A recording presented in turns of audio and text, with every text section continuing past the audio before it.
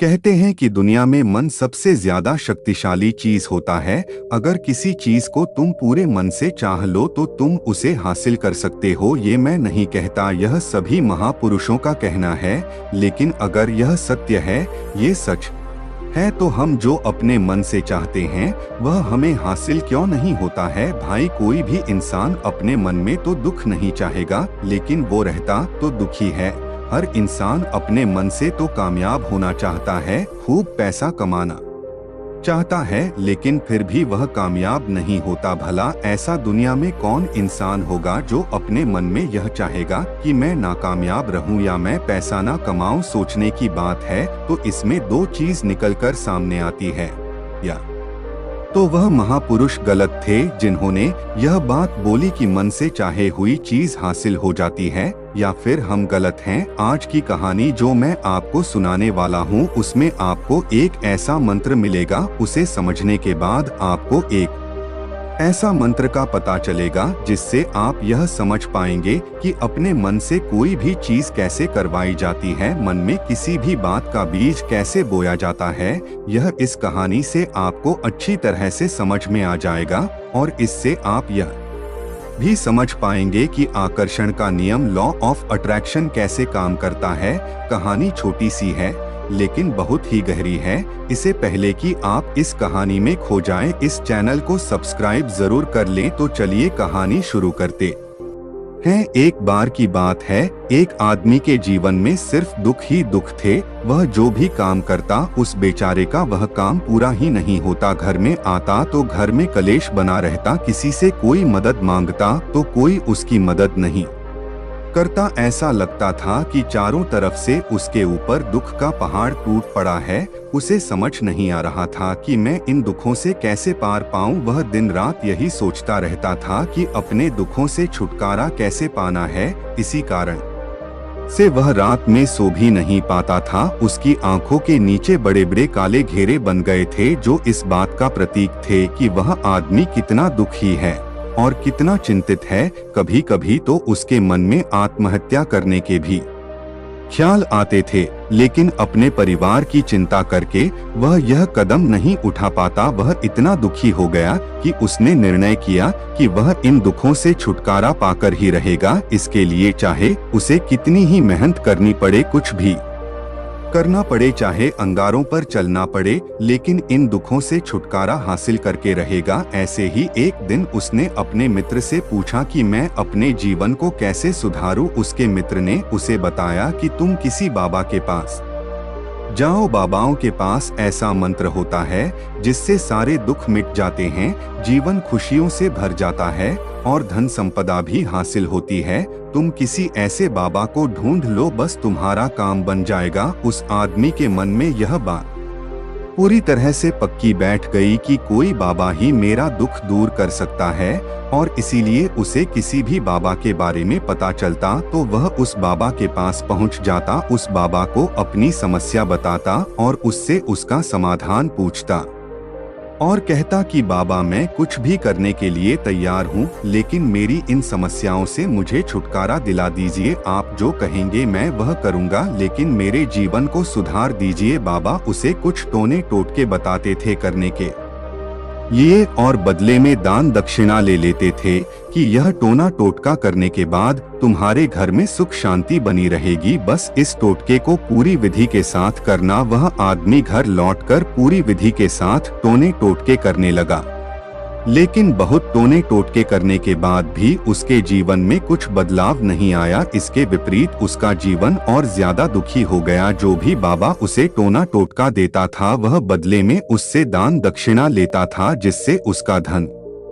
भी धीरे धीरे खत्म हो रहा था। इससे उसके जीवन में दुख और ज्यादा बढ़ गया। तब उसे लगा कि बाबाओं के पास जाने से तो मेरे जीवन में दुख कम होने की वजह बढ़ते ही जा रहे हैं, तो मुझे क्या करना चाहिए? बाबाओं के पास जाऊं या ना जाऊं? फिर एक दिन एक आदमी ने उसे बताया कि तुम अपने घर में किसी पंडित को बुलाकर हवन करवा लो, हवन होगा, घर शुद्ध हो जाएगा। कोई भी बुरी ऊर्जा होगी घर में तो वह घर से बाहर चली जाएगी। किसी पंडित को बुलाकर पूरे विधि विधानों से मंत्र उच्चारण कराओ और हवन कराओ जिससे घर में सुख शांति आए। उस आदमी के मन में यह बात बैठ गई और उसने एक पंडित को अपने घर पर बुलाकर हवन करवा दिया। हवन अच्छी तरह से संपन्न हुआ। बदले में पंडित ने भी अच्छी दान दक्षिणा ली और उसके बाद वह वहां से विदा हो गया। लेकिन कुछ दिनों के बाद उस आदमी को महसूस हुआ कि उसके जीवन में अभी भी कोई बदलाव नहीं आया है। अब वह आदमी पूरी तरह से दुखी हो गया और ज्यादा परेशान हो गया। अब तो उसे लगने लगा था कि मेरे जीवन में से दुख कभी खत्म ही नहीं होंगे और यही सोच सोच कर उस आदमी का बुरा हाल हो गया था। फिर एक दिन उसे अपने मित्र से एक ऐसे बाबा के बारे में पता चला जो समाधान बताने के लिए कोई दान दक्षिणा नहीं लेता था। उस आदमी को लगा कि यह बाबा दूसरे बाबाओं की तरह नहीं हो सकता, क्योंकि यह तो दान दक्षिणा लेता ही नहीं, और अगर दान दक्षिणा नहीं लेता तो यह सच में कोई सिद्ध बाबा होगा। और यही सोचकर वह उस बाबा के पास पहुंच जाता है। जब वह आदमी वहां पर पहुंचता है तो वह बाबा ध्यान में बैठे हुए थे। यह देखकर वह आदमी वहीं पर चुपचाप बैठकर ध्यान से बाहर आने का उनका इंतजार करने लगा। थोड़ी देर बाद बाबा ने आंखें खोली तो सामने एक दुखी और परेशान युवक को बैठे देखा। वो उसकी आंखों के नीचे काले घेरे देखकर ही समझ गया कि यह आदमी अपने जीवन से कितना परेशान है। उसे संबोधित करते हुए बाबा ने पूछा कि बच्चा क्या चाहते हो, बाबा के पास क्या लेने आए हो। उस आदमी ने कहा कि बाबा मैं अपने जीवन से बहुत परेशान हूँ। मैंने इन दुखों को दूर करने के लिए बहुत सारे रास्ते अपनाए, हर वो तरकीब करके देखें जो किसी बाबा ने मुझे बताई, हर वो काम किया जो कोई भी इंसान ने मुझसे करने को कहा, लेकिन मेरे जीवन में दुखों में कोई कमी नहीं आई। बाबा इसके विपरीत मेरे जीवन में दुखों में बढ़ोतरी हो गई है। मुझे समझ में नहीं आ रहा है कि मैं क्या करूं। कभी कभी तो मैं आत्महत्या करने की सोचता हूं, लेकिन मैं अपने परिवार की सोचकर मैं यह कदम नहीं उठाता हूं। मैंने आपके बारे में बहुत सुना है बाबा, और मैं बहुत उम्मीद के साथ आपके पास आया हूं। कृपया करके मुझे कोई ऐसा मार्ग बताएं जिससे मुझे अपने दुखों से छुटकारा मिल जाए। मैं अपने दुखों से छुटकारा पाने के लिए कुछ भी करने को तैयार हूं। आप मुझे कोई भी रास्ता बताएं, चाहे वह रास्ता कितना ही कठिन क्यों ना हो, मैं उसको पार करके रहूंगा। बाबा ने महसूस किया कि आदमी तो सच में बहुत परेशान है। बाबा ने उसकी बात सुनकर कहा कि बच्चा, दुखों को दूर करने के लिए मंत्र ऐसे ही नहीं मिलते हैं, मंत्र पाने के लिए कुछ करना पड़ता है। तुम कुछ कर सकते हो। यह सुनकर पहले तो उस आदमी ने सोचा कि यह बाबा भी मुझसे दान दक्षिणा ही मांगेंगे, लेकिन और कोई रास्ता ना पाकर उस आदमी ने कहा, बाबा आपको जितना भी दान दक्षिणा चाहिए मैं देने के लिए तैयार हूँ, लेकिन आपका मंत्र सच्चा होना चाहिए, वह पूरा होना चाहिए, उसका फल मुझे मिलना चाहिए। उसके बाद मैं आपको जो भी दान दक्षिणा लेना चाहते हो मैं आपको दे दूंगा। बाबा ने कहा, दान दक्षिणा तो बहुत छोटी चीज है, मुझे वह नहीं चाहिए। इस पर वो आदमी सोच विचार करके बोला, तो बाबा मैं अंगारों पर भी चलने के लिए तैयार हूँ, आप मुझे बस आज्ञा दीजिए। बाबा ने कहा कि अंगारों पर चलने वाली छोटी चीज मैं तुमसे नहीं कराने वाला हूँ। मैं जो तुमसे कराने वाला हूँ वह बहुत कठिन मंत्र है, उसे पूरा कर पाओगे। उसने कहा, बाबा आप मुझे बताइए तो सही, मुझे करना क्या होगा, मैं कुछ भी करने के लिए तैयार हूँ। इस पर बाबा ने उसे कहा कि यहाँ से जब तुम अपने घर जाओ तो रास्ते में अपने मन में यह दोहराते जाना कि मैं सुखी हूँ, मैं सुखी हूँ। बार बार अपने मन में यही दोहराना, और याद रहे जुबान पर यह नहीं आना चाहिए, यह सिर्फ मन में दोहराना है। यह सुनकर वो आदमी बोला, बाबा बस इतनी सी बात, यह तो मैं चुटकी बजाते कर लूंगा, लेकिन इससे होगा क्या। बाबा बोले कि इस मंत्र को करके तो देखो, वैसे भी तुमने इतने बाबाओं के मंत्र किए हैं तो इस मंत्र को भी करके देख लो। उस आदमी ने सोचा कि बाबा कुछ दान दक्षिणा तो ले नहीं रहे हैं और छोटा सा मंत्र है, इसे तो मैं कर ही लूंगा। वो बोला, ठीक है बाबा मैं यह मंत्र जरूर करूंगा। और वो आदमी यह कहकर वहां से चलने लगा। लेकिन जैसे ही वह चलने लगा, पीछे से बाबा ने बोला कि बच्चा एक बात याद रखना, जब तुम यह मंत्र अपने मन में दोहराना तो तुम्हारे मन में बंदर के विचार नहीं आने चाहिए, बंदर का ख्याल भी नहीं आना चाहिए तो ही यह मंत्र सिद्ध होगा। आदमी बोला, मुझे तो आज तक बंदर का कोई विचार नहीं आया, तो अब क्यों आएगा? आप चिंता मत करिए बाबा, मैं बस मन में यही दोहराऊंगा कि मैं सुखी हूँ, मैं सुखी हूँ। इसके अलावा बंदर का कोई भी विचार मेरे मन में नहीं आएगा। यह कहकर वह आदमी वहां से चल देता है।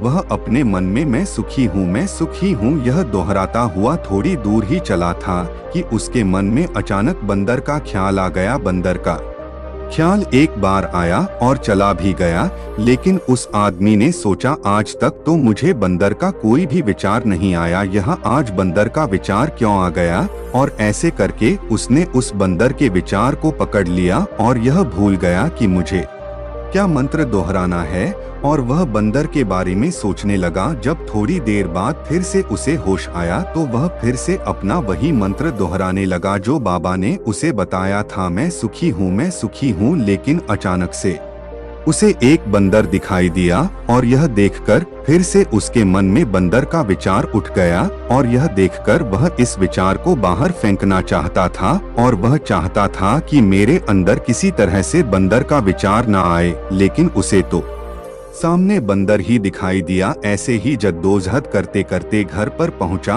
और घर पर पहुंचने के बाद अपनी पत्नी को कहा कि हे बंदरिया, मुझे खाने में बंदर परोस दो। और जब उसे एहसास हुआ कि उसने क्या बोल दिया तो वह अपने बाल नोचने लगा और दीवारों में सर मारने लगा कि आज तक मुझे बंदर का कोई भी विचार नहीं आया, और आज मुझे यह क्या हो गया है कि मुझे हर जगह बंदर ही बंदर नजर आ रहे हैं, यह कैसी माया है? यही सोच सोच कर वह आदमी रात भर सो नहीं पाया। रात भर करवटें बदलते रहा और सुबह उठकर सीधे उसी बाबा के पास पहुंच गया और उसके चरणों में गिरकर कहा कि बाबा, पता नहीं क्या चमत्कार हो रहा है, आज तक मुझे बंदर का कोई विचार नहीं आया, लेकिन कल से जब से आपने मुझसे कहा कि बंदर का विचार नहीं आना चाहिए, तब से मुझे हर जगह बंदर ही बंदर नजर आ रहे हैं। उस आदमी ने कहा कि बाबा, मुझे तो आपके पीछे पेड़ पर बैठा बंदर केले खाते हुए दिखाई दे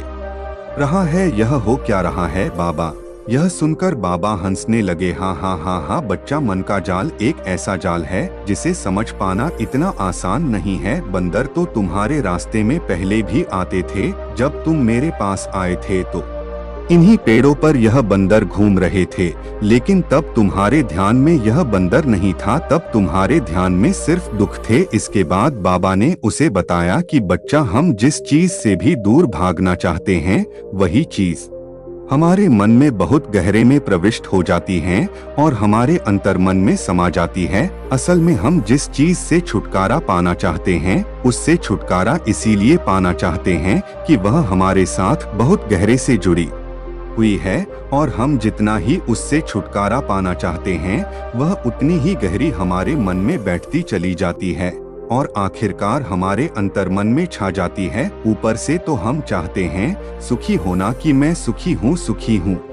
हमारे होंठ भी यही बोलते रहते हैं, लेकिन हमारे मन में दुख समाये होते हैं। हमारे विचारों में, हमारे मन में दुख ही दुख दिखाई देते हैं। इसीलिए अपनी जुबान से बार बार यह बोलने से कि मैं सुखी हूँ, मैं सुखी हूँ, हम सुखी नहीं होंगे जब तक यह मंत्र हमारे अंतर्मन में प्रविष्ट नहीं होगा। इस पर उस आदमी ने पूछा कि बाबा, लेकिन यह मंत्र हमारे अंतर्मन में प्रविष्ट कैसे होगा? यह सुनकर बाबा ने कहा कि बच्चा, अपने दुखों से लड़ना बंद कर दो। जब तक तुम अपने दुखों को दूर करने की सोचते रहोगे तब तक वो दुख तुमसे चिपके रहेंगे, तब तक वो दुख तुम्हारे अंतर्मन पर अपना राज बनाए बैठे रहेंगे, और जिस दिन तुम उन दुखों के बारे में सोचना ही छोड़ दोगे, उन दुखों से छुटकारा ही नहीं पाना चाहोगे, उसी दिन से तुम्हारे जिंदगी से दुख गायब हो जाएंगे। क्योंकि किसी भी चीज से छुटकारा पाने के लिए हमें उस चीज के बारे में सोचना पड़ता है, और हम जितना ही उस चीज के बारे में सोचते हैं